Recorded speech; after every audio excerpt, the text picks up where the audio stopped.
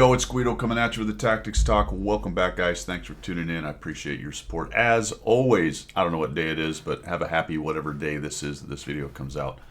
8 seconds to go in a top-tier battle. We are here on Himmel's Live Oaks Dorf. Live Oaks. This is an interesting map getting, I think, stranger.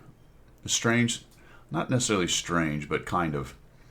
It really is, like most maps in the game, starting to metastasize in terms of where people go and the way it flows. In general, the southwest cap, number 2 down there, has the advantage on the tracks. That's in general, not always, but overall. And when you start to know these things and people start to see it, then they react accordingly on their initial deployment. So what you see a lot of these days is from this spawn, the northeast spawn, you don't see many people go south, and sometimes you see what we're about to see in this particular game.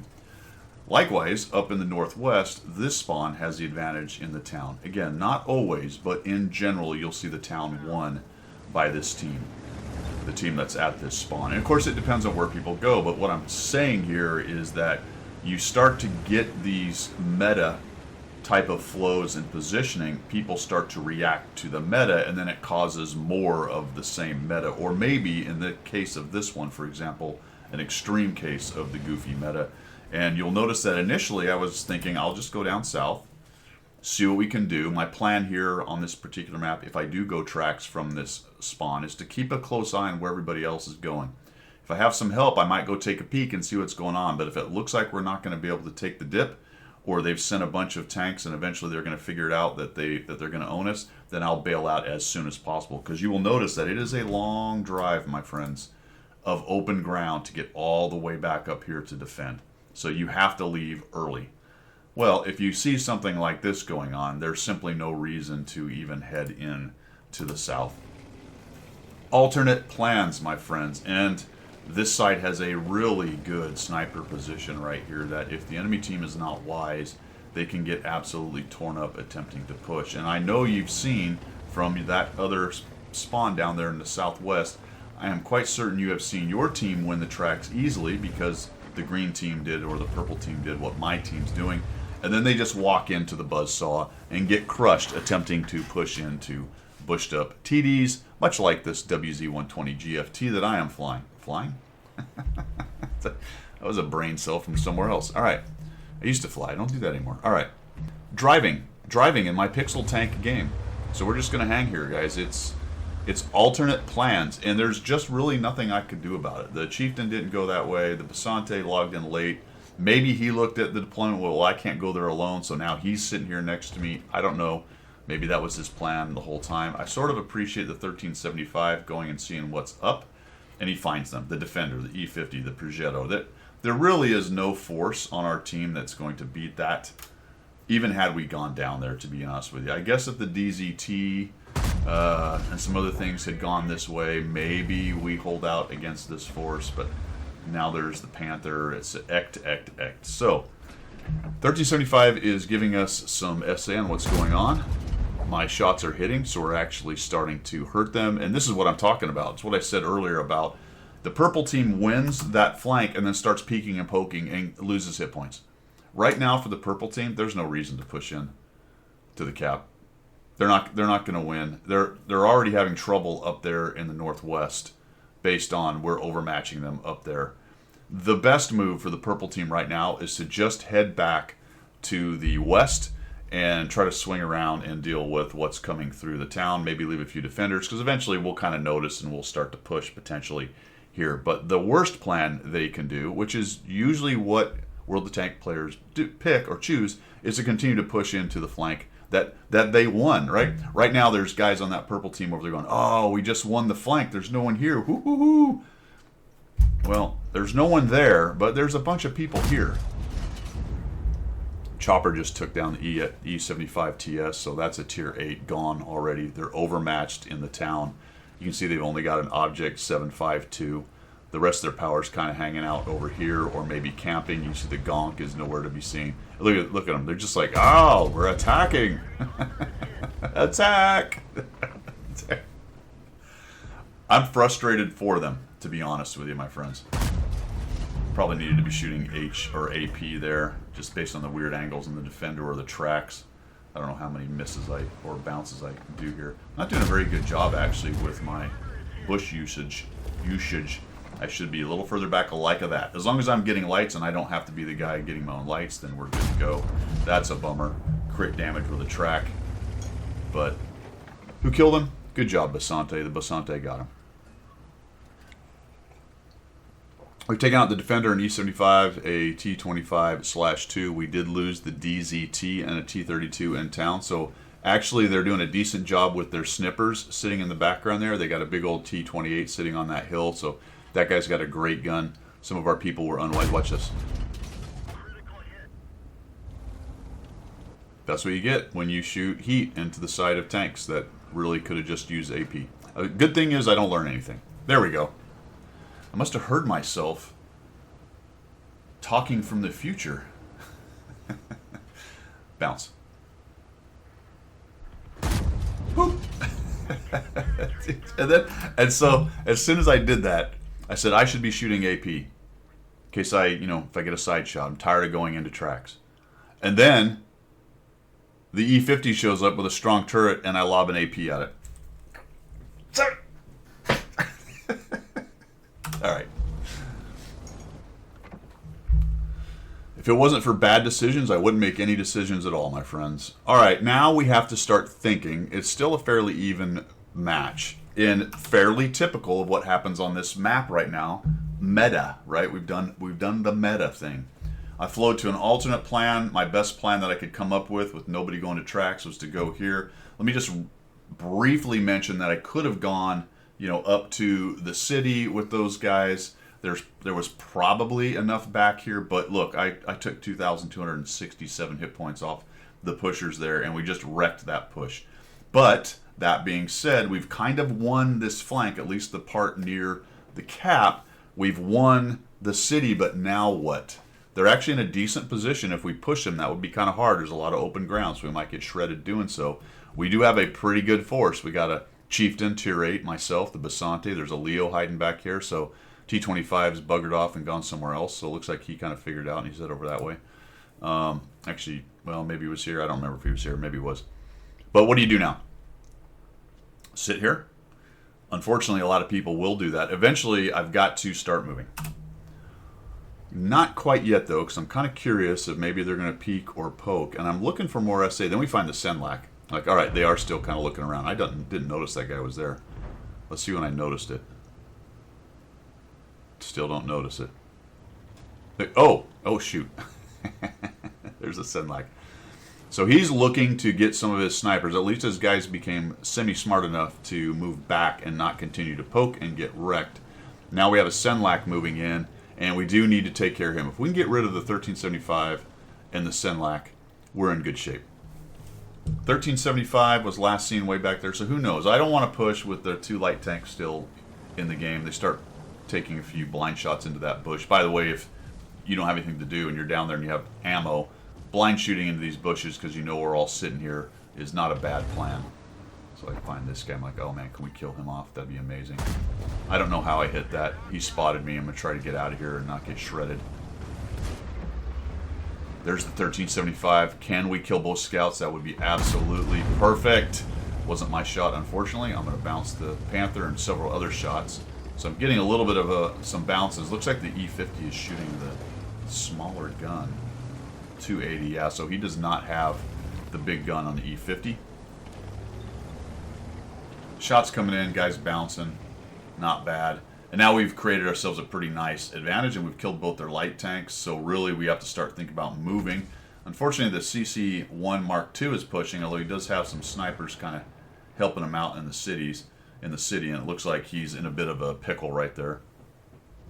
Kind of getting stopped by the T-28 and maybe the Gonk. But if we look at the setup, the only thing that's probably here is the E50 and the Panther, because they've only got 7 tanks left. The Scorpion, who knows where the baby Scorp is? I doubt he's up here with these guys. So we're probably only going to be dealing with the E50 and the Panther. And then I get hit by this guy, and that's irritating. So we'll just kind of go, is he here? Unfortunate. Leo goes in. He's on the other side of the tracks. Maybe he'll get some lights. There's that guy. Somebody else gets the kill. Basante starts thinking about pushing. He says SOS help, and alright, yep, it is time. Maybe a little bit past time. Because what the guys in the town need, and this is, you know, this is a core concept of this game in terms of flanks and whether you should push or move in and all that good stuff. Core concept is that they're sort of stopped, and if you don't start putting pressure on the other side of the map over here, then everything they have can flow back and start tearing up your push on the other side. We both saw the KV-3. I was really hoping the WZ would light him again. Then we see this dude. I gotta be careful here. I don't want to get seen too much. And just like that, the T-28 kills our FSV. And notice the T-30 has buggered off. He's way over there now. So we're gonna start pushing. Leo took some hits. I know I can come around here on the low part of this dip. I don't want to go up and over the high part just in case somebody's in that bush right there. That way I can at least approach to this bush without being seen. Unless somebody's right in this one, but they don't appear to be since I haven't been lit. I know I'm dealing with E50, so I've gone back to heat just in case I have to deal with some front armor. We'll take a little peek in case he has burn through. Doesn't seem to, and I find him. He shoots, and we'll put a smack into him for 536. Nice. Unfortunately, he kills the Leo because the Leo just drives up and over for some reason. Leo camped in the back and then made some kind of foolish exposures. Finally, the Basante's moving up, so if we can get him to help me. And they've kind of evened it up. It looks like we're stymied in the town. So we need to put some pressure over here. And I'm thinking we have an E50 isolated, so I'm really hoping the Basante would push up with me here so we can just deal with this guy. Like, alright, here he comes. Is he going up and over? Nope, he's going to sit behind me. Great. Okay, thank you. That's great. It is not easy to push with casemate TDs. This one is not particularly heavily armored. It has decent angles. It will give you some bounces like the 550 I have on the lighter guns that were hitting me. The bigger guns are going to have little to no trouble punching right through. Say, you know, things like a T-28, a T-30, even the Scorpion. So the E50 is falling back, and we're just going to go ahead and put a nice shot at him. No, we're going to armor not penetrate, because once again we've fired heat into the side of tracks and whatnot. Fantastic. Or I got an odd bounce. Alright, we've gone to AP. Pull up here. Wait till he goes away. Remember, if you basically see each other at the same time, about the time he goes dark is about the time you're going dark. Remember, though, there are skills that change that up just a little bit. Also realize if somebody else is spotting you from another direction, you may still be lit. I doubt that's the case right here. I probably should have waited a few more seconds to account for the skills, but I'm going to come on up here and take a peek. You can be a little too impatient with those things. Like, alright, this is interesting. It is 10-7. We're in pretty good shape. I don't know what my hit point situation is on the other side of the map. I'm hoping it's decent. The KV-3 is probably stuck in the middle. I doubt he's going to get out of there, so he's a bit of a non-factor for the moment.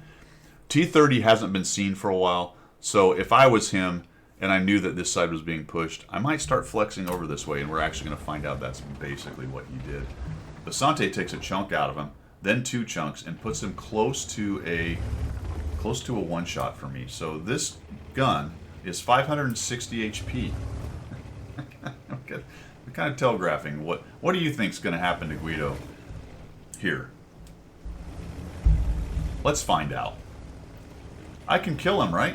All right, couple things going on here. I had my kit. He does track me. Good shot on his part. We'll fix it. He has a fairly fast reload, and 549, my friends. And then I eat the T-30 shot, because naturally, yes, the T-30 has flexed over here, and I neither kill the E-50 nor stop the T-30 from hitting me. Casemates, man, it's one of the challenges. There's the baby Scorp, so he's backing him up, so I can't really go up and over the top. And unfortunately, the Basante takes a whooping over there. But we've got 3 of their tanks. Down goes the KV-3. That means they can all push the T-78, hopefully. and get rid of them. I don't know why the SMB and the WZ aren't pushing in, but okay. Not everybody can look at the minimap and sort of process what's going on at all times. Although it looks like now the WZ starts to move. So that's another thing I'm looking for over on the minimap. If you see the markers start to move, you get a general idea of when the push is happening and what people... You know, I'm making some assumptions on their SA, but I'm hoping that based on we've seen 2 tanks, 3 tanks down here, that they now realize that the T-78 is isolated. Down goes the T-78. And really, I'm just holding on right now. I expect to be killed pretty much at any moment. I'm hoping they can get here in time, maybe start shooting the T-30 in the back. But he's come up and over, so I'm like, oh, geez. And honestly, that was a mistake. What I should have done, instead of look for him, what I was kind of hoping is I would get some spotting right there. After we find out what's about to happen to me, I wish I'd have just stayed down and not get lit by him. I think I actually shoot, and that encourages what's about to happen. Okay, so there goes my support, and then that, my shot, knowing where I am and killing the Basante encourages Mr. E50, who probably knows I'm sideways, comes around and nukes me there, and down I go. 3,789. There might be a blind shot. I think I might be 4,000. Do I have the cards on this? I don't think I do. Nope, I don't have the cards. I didn't save them. Mostly just wanted to show you the alternate game plan, talk about the flow on this map, and kind of why, meta-wise, it plays the way it does. Now that, you know, it's such a well-known map and hasn't really been changed very much in a long time. It's just the way it is. I did not look. I need to go look. Let me go. Give me a second. It's going to be seamless for you, but I need to go look at the map records on this one as soon as I figure out how it works. All right, so it looks like Live Oaks on NA in the last 3 days. Spawn 1, which is the one I was on. I believe the north one's always 1, and the left one is always 1 if it's a east-west. So I believe the north one's always number 1, the south one's 2, and the west one's number 1, and the east one's 2, I think. But if I'm reading it right, then Spawn 1, which is the one I would have been on in the north, is a 50.64% win rate, and the other one is a 46.13. I think I would buy that. I think I would buy that because, and here's why. Even if those numbers are wrong, I still think the northwest one, or the northeast one, has a bit of a stronger position. You can defend the northeast better from the tracks than you can defend the southwest. The problem with the southwest is there's no way to keep them from coming up and over that hill down here in south. Right about, let me get this thing bigger, boom. That's what she said. This position here. So yeah, you can kind of shoot them if they're out here, but once they get close enough up here, and these tracks are kind of a natural barrier, and there's no good cover here to sit on this little shelf. You get shredded pretty quickly. There's a tree here you can knock down, but it's not super useful, and once they get kind of close, it's not enough camo to stop them from seeing you. Now you can fall all the way back to these buildings, but then they have these other buildings to get close. On this one, this whole thing is a killing field. Absolute killing field, and it's hard to come up on the inside here, especially if somebody's posted up here. So defending from a push on the tracks is much easier from the north spawn than it is from the south spawn. So that's number 1. Number 2, the north spawn can generally wins the city easier. So now you have easily defended and you win this, and kind of classic for this map, what you just saw happen is what happens a lot on this map. Happens a lot. So there you go. That is all I've got for today. Have a great one. See ya.